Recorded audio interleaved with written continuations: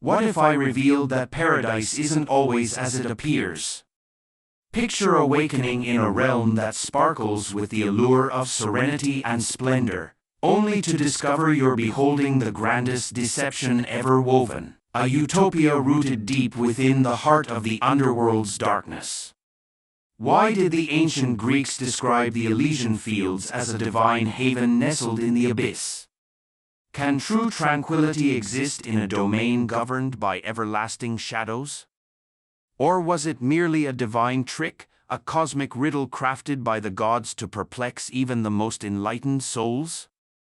Welcome to Legends Unearthed, where ancient myths, buried terrors, and celestial conflicts spring to life. If you're captivated by the hidden facets of mythology, please give this video a thumbs up, join our channel, and hit the bell icon to stay updated with every epic tale. It begins in the stillness that precedes a dream, a subtle caution, perhaps, from those who trod these paths long ago.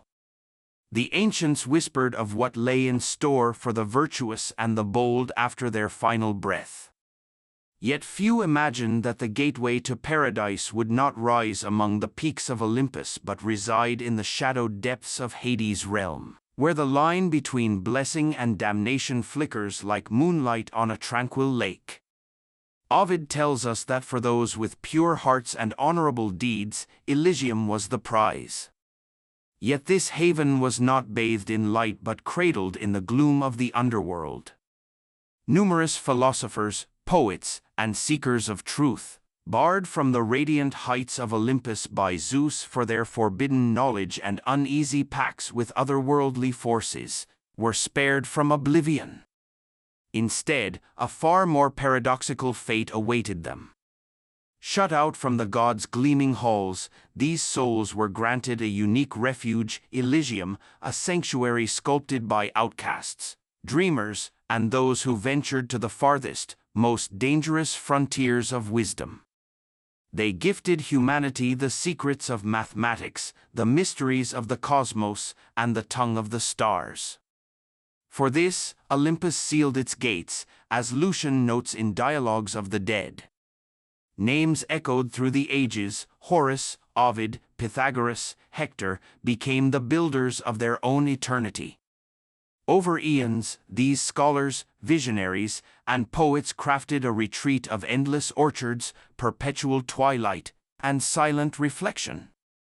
The Elysian Fields transformed into a repository of knowledge as vast as eternity, rumored to be sustained by Lucifer himself, whose thirst for understanding rivaled even the divine.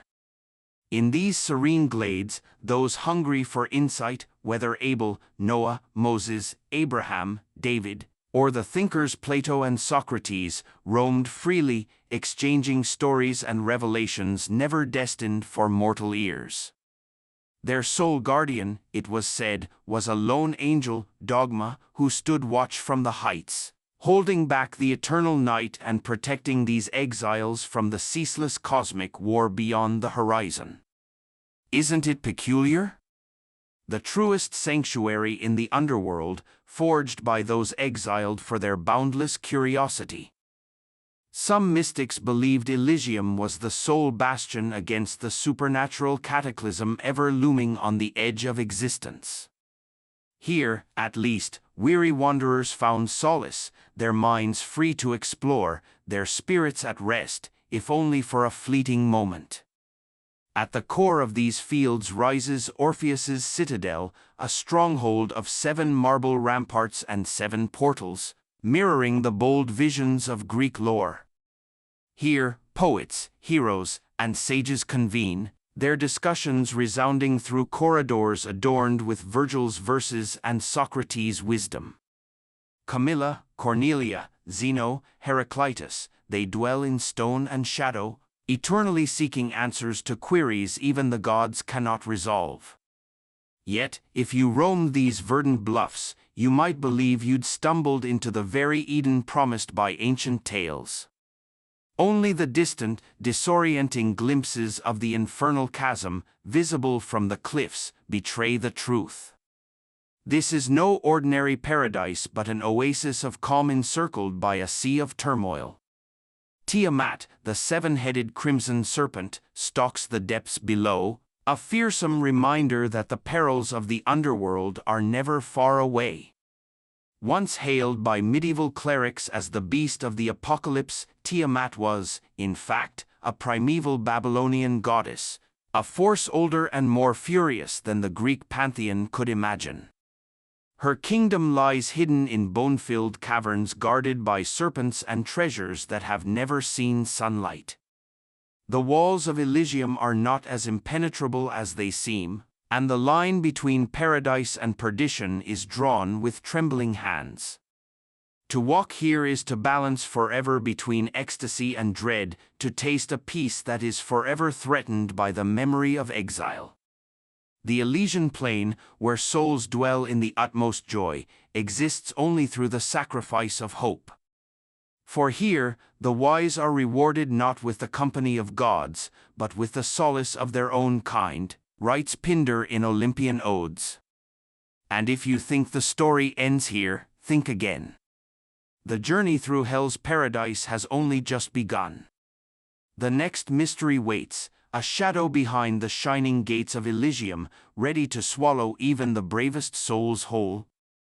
To some, the Elysian Fields appeared as a garden of endless delight. To others, a prison with invisible walls where the longing for Olympus became the sweetest torment. The Elysian Fields, suspended beneath a sky of perpetual twilight, were shaped by exiles, minds deemed too dangerous or too unorthodox for Olympus. Those who walked these groves were not only heroes but thinkers, poets, and seekers, whose loyalty to knowledge placed them outside the favor of the gods. As Ovid notes in Metamorphoses, Zeus did not grant paradise lightly. Any alliance with infernal forces or pursuit of forbidden arts was enough to close Olympus's gates forever. For the ancients, it was both a punishment and a peculiar reward. The greatest minds were given the freedom to craft their own afterlife, unbound by divine dogma and restriction. At the heart of Elysium, the exiles built a haven governed by intellect and reflection. It was a place where Horace, Ovid, and Virgil could converse without fear of censure, and where Pythagoras and Ptolemy explored the riddles of the cosmos with neither priestly wrath nor celestial limits. Each arrival added another thread to the tapestry of Elysium's culture. Hector and Aeneas, drawn by valor and fate, joined the ranks of thinkers and dreamers, creating a brotherhood forged not in battle, but in the endless pursuit of truth.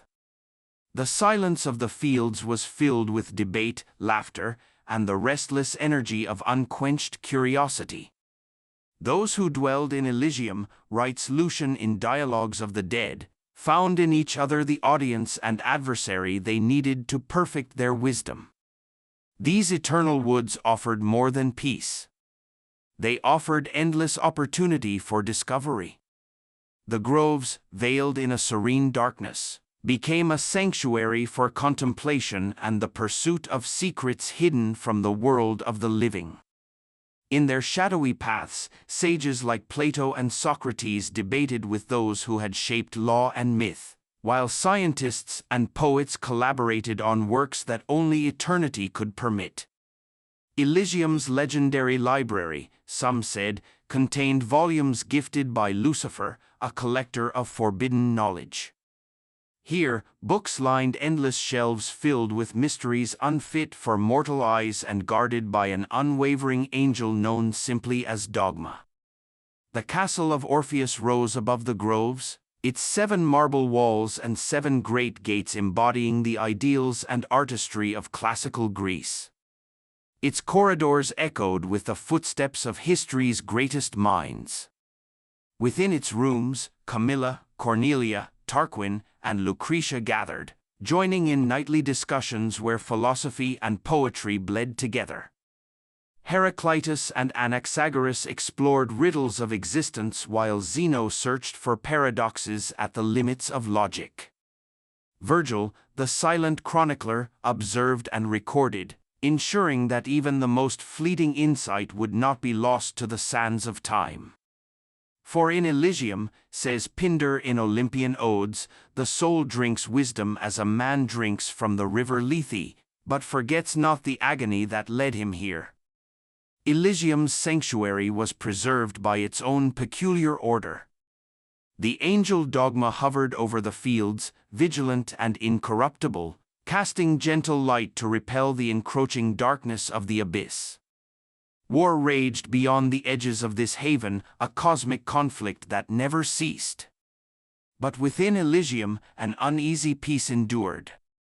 Many magicians and travelers, exhausted from endless struggle, came here to rest and recharge before venturing once more into the tumult of the underworld. They believed that as long as Elysium stood, hope itself could not be entirely erased from existence. Yet paradise in hell came with its own perils. The cliffs that ringed the fields gave way to vertiginous views of the abyss, a reminder that the haven was an island, not a world. In the depths lurked Tiamat, the primordial dragon of Babylonian myth, a creature of chaos and destruction, whose cavern lay beyond the reach of Elysium's tranquility. With her, serpents spawned from her own venom patrolled the shadows, and treasures of impossible value glittered on piles of ancient bone.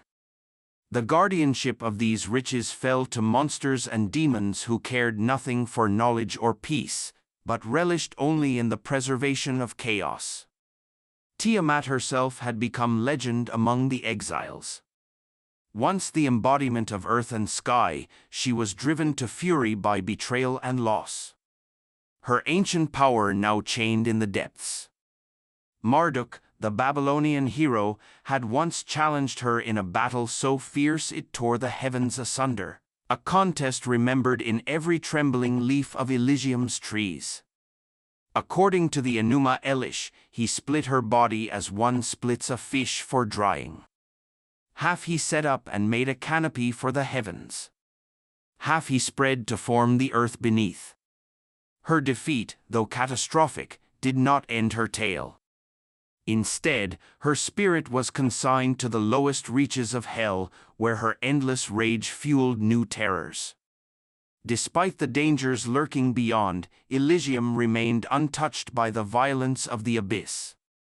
Its greatest strength was the unity of its exiled minds, thinkers and seekers who forged a society bound by inquiry and shared suffering. They found in each other not just companionship, but a reason to endure. The peace of Elysium, however fragile, stood as a testament to the resilience of intellect against the storms of fate. But even in paradise, the longing for Olympus, the taste of a life never lived, the ache of glory denied, lingered like a shadow. For every joy discovered in Elysium, there was a memory of pain and a hunger for something forever out of reach. Yet, as Lucian mused, the wise build their heaven in the ruins of their exile, crafting joy from the very stones meant to entomb them. At the close of each endless night, as the fields shimmered with the faint glow of hope, the words of Pindar whispered on the wind, "Blessed are they who dwell in the Elysian plain." One beckoned the mind to enlightenment, the other to madness and ruin. Beyond the cliffs and the dragon's realm, the very structure of the underworld began to twist and contort. The gates to the next circle of hell awaited, watched by judges whose own stories were woven with tragedy and pride. Minos, the ancient king of Crete, once honored by Zeus and feared for his harsh justice, now stood sentinel over the passage between circles. After death, he was transformed from lawgiver to judge, a figure of absolute impartiality, but with a spirit as proud and severe as ever. Alongside him were Aeacus and Rhadamanthus, each tasked with peering into the soul's innermost secrets. As Virgil recounts in Aeneid Book 6, there Minos holds his scepter and shakes the urn of fates, giving each soul its eternal path. The condemned were judged not only for their deeds, but for every hidden intention and every truth unspoken. With a single gaze, Minos saw the sum of a life and dispatched souls toward their final, inexorable fates. Despite the fearsome reputation of these judges, the travelers who reached their gates brought more than trepidation. Some arrived with hope, a desperate wish to find peace or at least meaning in the labyrinth of the underworld. Others brought only the scars of loss and exile, and the judges received them with the same relentless gaze. No favor was given, no bribe accepted.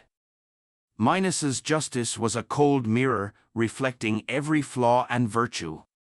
The passage from the Elysian Fields to the lower circles marked a turning point not only for the soul, but for the very fabric of memory.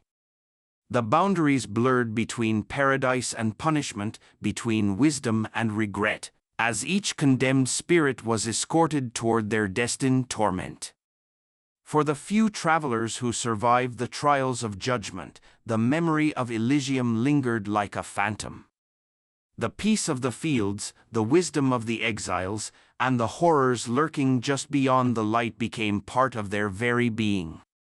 In the endless struggle between sanctuary and abyss, the guardians of Elysium remained steadfast, a beacon for the lost, a warning for the arrogant, and a challenge for those who believed paradise could ever be won without sacrifice. As the ancient words of Virgil echo in Aeneid Book 6, here the good find their rest, but never without the memory of all that was lost. And as night settles once more over the fields and shadows gather around the fortress walls, a final reflection lingers in the silence. In Elysium, even the bravest cannot forget the darkness at their backs. Paradise and peril, entwined, wait for every soul that dares the journey. The path out of Elysium was not paved with gold, nor lined with laurels, but shrouded in the silent mist of memory and longing. Those who dared to leave the sanctuary of the fields felt a weight upon their souls, as if every step forward was a farewell to a peace earned through suffering. The transition from the endless night of Elysium into the deeper realms of the underworld was marked not by grand gestures, but by the silent presence of boundaries visible only to those who truly saw. For travelers and exiles alike, the decision to cross those thresholds demanded more than courage. It required the willingness to relinquish comfort for the sake of truth, to exchange the solace of wisdom for the uncertainty of fate. In these final moments before passage, the soul was stripped bare, exposed to the gaze of judges and the merciless logic of the abyss. Beyond the verdant cliffs, the land dropped away into darkness, an abyss filled with echoes of stories not yet finished and pains not yet healed. From the highest ridge, the entire underworld appeared as a tapestry of forgotten dreams and eternal battles, each realm bearing its own color and agony. The songs of Orpheus faded into silence, replaced by the muffled roar of suffering that never ceased in the circles below. The line between hope and despair blurred as the old laws of Olympus lost their meaning, and only the law of consequence remained. Here, every soul faced the unvarnished truth of their choices. As Homer wrote in Odyssey Book 11, "No longer do I walk with those who feast on joy, but must descend, guided by memory, into the halls of shadow." That descent, with its terrors and revelations, was the price paid for every step beyond paradise. It was in this shadowed crossing that travelers often encountered Minos, no longer a king, but the embodiment of inexorable justice. His gaze was neither warm nor cruel, only impossibly clear. At his side, the records of every soul's journey were unrolled and examined, not as accusations, but as simple facts. With each soul, Minos traced the threads of their life, finding moments of triumph, cowardice, and regret. The condemned were not shouted at nor humiliated, but faced the stark mathematics of destiny. In that silence, the verdicts fell heavier than any spoken sentence. As Virgil described in Aeneid Book 6, the judge of the silent holds the balance of fate. None pass unmeasured, none are forgotten.